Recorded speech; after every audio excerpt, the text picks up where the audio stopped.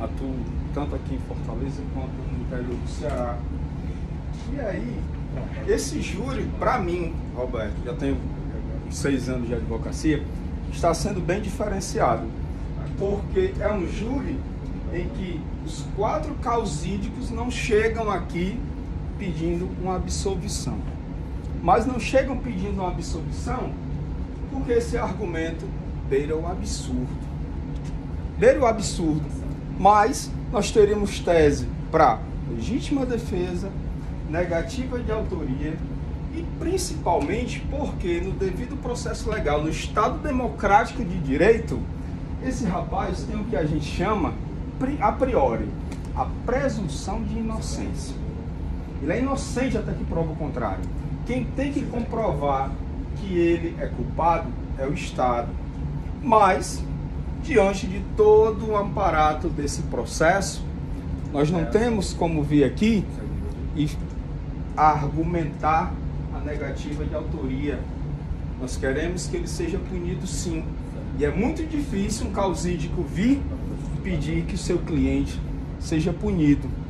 Mas é a situação de ser a pena justa. Não houve a intenção de matar, do resultado. Não houve, senhoras e senhores. É um familiar. Eles não, em nenhuma parte dos autos do processo vem dizendo que Péric e Bergson eram inimigos. E aí, como a verdade processual ela também necessita de provas, e eu não quero aqui achincalhar a imagem do seu Bergson, mas o Dr. Diego Oliveira expôs muito bem, não existe uma discriminação, uma indicação de um BPC-LOAS, de uma consulta ao CRAS, de um acompanhamento, porque hoje sim o Estado, ele incentiva, os parâmetros curriculares nacionais, eles também incentivam a inclusão do autista, inclusive com os cuidadores individuais, então se bate muito nisso. As mães, que são mães e pais, definidos hoje como pais atípicos, mães atípicas, eles sempre estão lutando para que haja a inclusão dos seus filhos. Eu não vi nenhuma prova nesse processo de que a situação do senhor Bergson era algo que ele era isolado socialmente, vivia numa jaula. Não, ele tinha convívio. Tanto que se falou nas artes no corpo e na convivência dele também social. No cadastro do SSP vem ele como estudante. Então esse rapaz não era o isolado da justiça. Esse rapaz não era o isolado da sociedade. Então existia um convívio. Mas não veio, senhoras e senhores, no processo, qual era o grau de autismo. Então é aquela história, vamos tratar os iguais como iguais e os desiguais como desiguais, à medida de cada ponderação. Então, se eu não sabia se era severo, então eu deveria tratar esse rapaz com todo milindre, se ele queria realmente fazer parte da sociedade, se ele tinha arte no corpo, se ele tinha um convívio. Então, há de se ponderar, não existe uma perícia, não existe um relato de um perito que esse rapaz tinha autismo médio, leve, severo, não tinha. E mais uma vez eu digo, senhoras e senhores, eu não vim aqui para achincalhar a imagem do morto, porque isso aí seria de um mau caratismo. Eu vim atrás de fatos. Mas o que nós temos aqui é que Bergson e Péric não eram inimigos. Isso é fato. O que houve realmente foi uma via de fato, foi um ímpeto de emoção. O Péric foi realmente dito vários impropérios a ele, após a paulada, após a pedra. Então, ponderou-se muito hoje aqui com relação às atitudes, mas não se falou na emoção da raiva.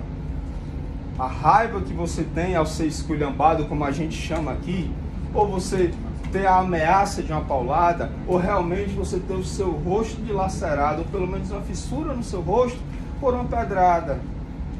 Então, o que se diz? Não, chama alguém para vir ajudar. Mas no ímpeto da emoção, será que vem realmente, senhoras e senhores, essa situação de chamar? Porque o cenário que o Ministério Público colocou também é que tinha pessoas à vista. Mas se esse rapaz tinha esses comportamentos, por que alguém não chegou, deixou só os dois? Então, o que é que eu posso dizer, senhoras e senhores?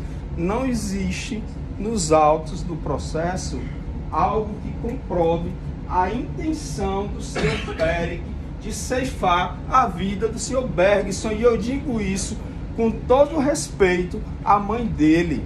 Eu acompanho a sua dor, mas eu preciso também elucidar essa situação. Eu não posso trazer o seu filho de volta, mas eu consigo, com argumentos, e a toda a nossa equipe, também fazer com que não se faça uma injustiça. O espírito, o caráter punitivista do Estado, muitas vezes de forma exacerbada, se condenam inocentes. E eu digo isso e eu não estou chamando ele de inocente, mas é porque eu já passei por muitos tribunais do júri e que vi realmente que inocentes foram condenados.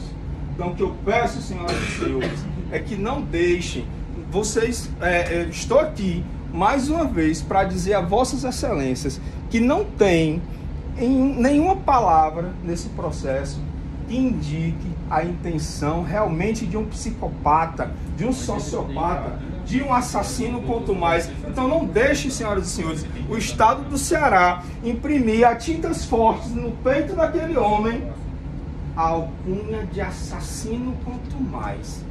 O que nós vemos aqui foram circunstâncias, senhoras e senhores, que levaram isso, e mais uma vez, eu não vou nem olhar para a situação do arrependimento, sendo que foi até chincalhado aqui, mas eu não vou entrar nessa seara. Mas todo mundo tem o direito de se arrepender. E principalmente no depoimento da mãe dele, na hora que ela diz também que ele ficou à espera, com a intenção de que não ia dar em nada, mas não entendo, senhoras e senhores, que era não dar em nada com desdém, com desprezo. Não, ele não tinha a intenção de matar, e quando viu a situação, realmente se desesperou e fugiu. Mas o argumento usado, olhe, cuidado, se entregue, volte, porque o que aconteceu foi muito grave e a família está querendo prejudicar a sua família. Então veio a empatia e a preocupação com a família. Então, se esse rapaz é um assassino, quanto mais psicopata, realmente, porque uma hora ele tem um peso de sentimento, me preocupar com minha família, e a outra situação não, eu vou matar. Então ponderem, senhoras e senhores, por favor, que hoje, nesse processo, realmente não houve nenhuma linha que comprove a intenção do senhor Pérez. Daqui a pouco, eu creio que o excelentíssimo membro ministerial vem à réplica, e nós vamos à tréplica também. Vocês responderão o que nós chamamos de quesitação, que inclusive o doutor até já adiantou. São as duas primeiras perguntas com relação à materialidade e à autoria. A materialidade houve porque tem um corpo, tem um laudo cadavérico, tem um atestado de óbito, tem uma mãe que chora e tem um corpo no cemitério. Então, a materialidade, aconteceu uma morte. A autoria, a defesa em nenhum momento negou. Foi o senhor Pérez. A pergunta da autoria precisa ser respondida. Houve autoria e houve materialidade. Aí nós passamos para as duas teses. A do Ministério Público, que nos coloca um homicídio duplamente qualificado, com as duas qualificadoras, o motivo fútil, sem chance de defesa da vítima. O que não houve realmente uma explicação com relação à dosimetria, que nós chamamos, é que o homicídio simples, ele pega ali de 6 a 20 anos. Quando coloca uma qualificadora, principalmente o motivo fútil, essa pena sobe de 12 a 30. Então é isso que a defesa vem, senhoras e senhores, mostrar para vocês que punam porque vocês são os protagonistas de hoje. Todas essas pessoas aqui estão aqui para garantir que isso aconteça. Vocês são protagonistas, não por isso aqui ser um teatro ou um circo, mas é porque o peso da justiça pesa. Vocês têm o condão de condenar, de absolver, inclusive na quesitação que vocês vão responder. Vocês podem responder que ele é culpado, mas também podem absolvê-lo. E a defesa não chegou aqui pedindo isso. Pediu a condenação, mas uma condenação justa, de acordo com a participação, de acordo com realmente a intenção, o ânimos, como a gente chama. Esse rapaz não teve intenção de matar o seu parente. porque aí ele teria que realmente passar por um tratamento psicológico, ou pelo menos um diagnóstico, se era um sociopata, ou se era um psicopata, ou seja, o que for, qualquer inimigo da sociedade. E aí, senhoras e senhores, eu peço que vossas excelências ponderem mais uma vez, vejam o crivo de vossas excelências de tudo que foi exposto hoje, e eu agradeço demais os ouvidos educados que escutaram tanto o Ministério Público quanto os meus colegas e que me escutaram também, porque as histórias elas precisam ser contadas e precisam também ser vistos os dois lados. E achei de uma delicadeza e total educação do Ministério Público ter permitido nós contarmos a história. Nós já passamos por júri, senhoras e senhores, que é o que a gente chama de aparte, em que o membro ministerial interrompia, e eu dizia: doutor, eu deixei você contar a sua história, deixa eu contar a minha, deixa eu contar do meu cliente, deixa os jurados decidirem, cada um, não interrompam as histórias precisam ser contadas, e aí vai do crivo de vossas excelências. Então eu agradeço imensamente os ouvidos atenciosos, delicados de vossas excelências, que escutaram a história do Péric. Eu creio que os debates não tenham terminado. Eu acho que ainda tem mais um pouquinho. Eu creio que o membro ministerial volte. Mas, mais uma vez, eu agradeço a vossas excelências por ter me deixado terminar ou finalizar essa história que eu vim contar hoje aqui e que eu digo, não é história de Trancoso, não. É uma realidade, é uma vida. Não houve intenção desse rapaz. Punam. Punam sim, porque está no condão de vossas excelências, está sob o poder de vossas excelências e punir esse rapaz.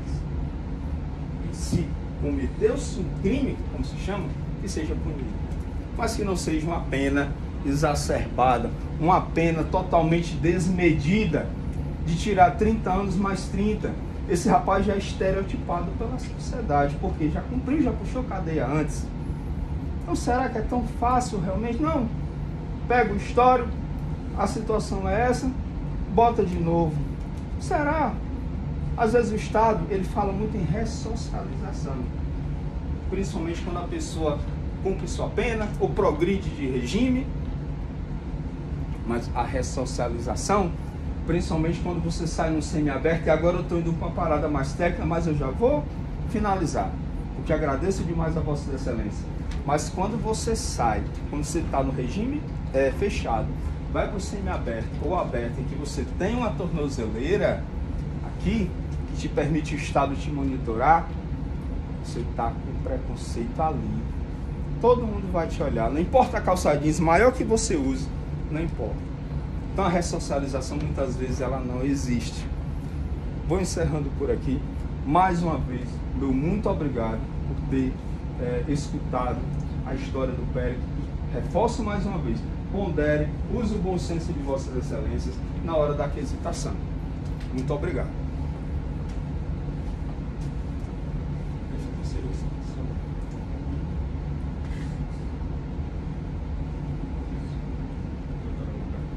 Doutor, qual pode ser boa a defesa? Sim. Certo.